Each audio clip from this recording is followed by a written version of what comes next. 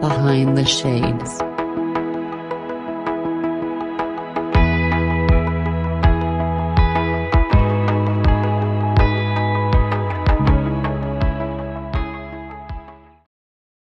I find it shocking. Like when I first started doing all of this over the last 2 years, 2.5 years, how many people don't look towards their past to understand why their future is unfolding the way it is. They Right. kind of neglect their childhood, they kind of neglect the choices that they've made, and they don't see the pattern, as you mentioned, right? My grandfather emotionally unavailable, my father unemotionally not emotionally available. The type of person that I'm going to be with is going to be similar if you don't have the self-awareness. But it seems like there's some people that until you point that out, you get the impression that they've just been coasting Mm-hmm. through life with hope as their lifesaver. But then when you say, hey, what is it that you want? What is it that you're looking for? What does happiness look like to you?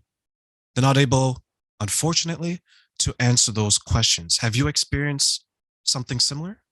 Absolutely. And this is also where I like to take a dive into attachment styles, because your attachment styles comes from your childhood. And I'm sure, being a relationship coach, this must come up for you as well, even. And it's interesting when you can really look at what your patterns are like now, why you are the way you are, but then go back and look, because history is our best teacher of the future. It truly is. It shows us everything that we've done and everything that we've been through. What's even more interesting is seeing that what we're seeing and we're experiencing is not always reality, because we're coming at it with all of these projections from the past. And so I've even had this happen in friendships and relationships as recently as like within the last week or so, where I've got this idea of what I think is happening because this is what's happened to me before. But when I have a conversation with the person, that's not what's happening at all. And it's just coming from that, that abandonment wound that used to run quite deep, which I now have the self-awareness of, but, comes from that anxious attachment style that I grew up with, or that abandonment wound that felt like it was running so deeply within me. And so every once in a while, you have to be aware, because even as much work as we do and as healed as we get, there's always more to go. And there's always going to be little triggers and things that pop up that bring us back there.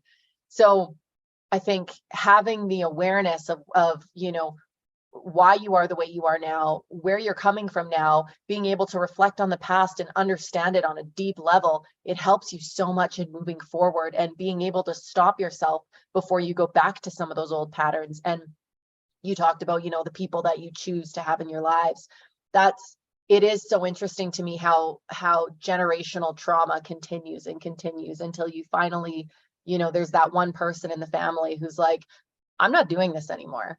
Like we're going to stop this here. And that's one of the things that makes me feel more settled in my decision to abort my pregnancy, is because, like I said, had I had that child would be in the same situation as me 20, 30 years later. We wouldn't have broken the cycle. We would still be doing it.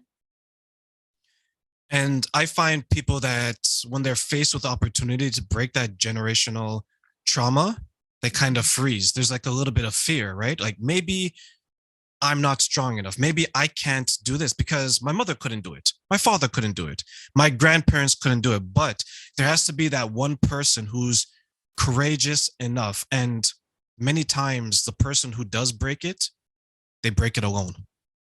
Yeah. And you lose people. And you lose people. You do.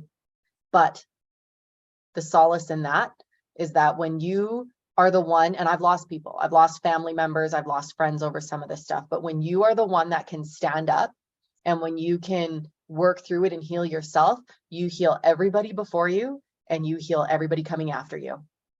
And, it's not to say that, we're the Lord and Savior Jesus here standing on earth because we're doing this healing.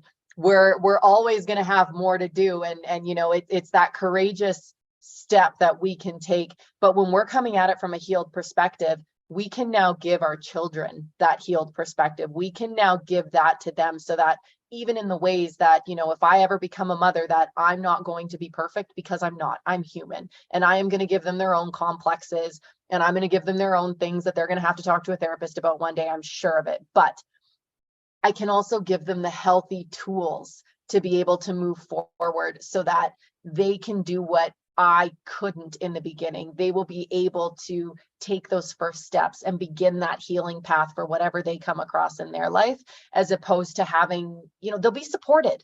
They won't feel like the world is crashing down around them. They won't feel like I'm the only one. They will have support. You mentioned support, and I'm pretty sure there's resources as well. What's some things that you'd want to share with the next generation?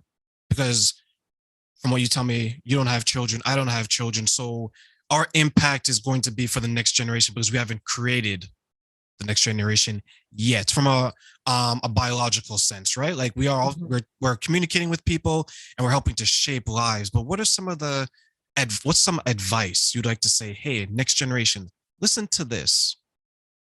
Educate yourself. Educate yourself. Don't listen to your friends. They're wrong. Don't listen to your family. They're probably wrong too. Educate yourself, and, listen to them and take in whatever they have to say, for sure, because you learn a lot from people along the way. But educate yourself and figure out what feels good for you, because that's what matters. Everybody that you talk to is going to have a different modality that works for them. They're going to have a different philosophy that works for them. They're going to have a different practice that works for them. Everything is going to be different. Doesn't matter who you talk to. You have to take a mix of all of that and figure out what works for you, and do it unapologetically, because we've all got a different blueprint. All of us.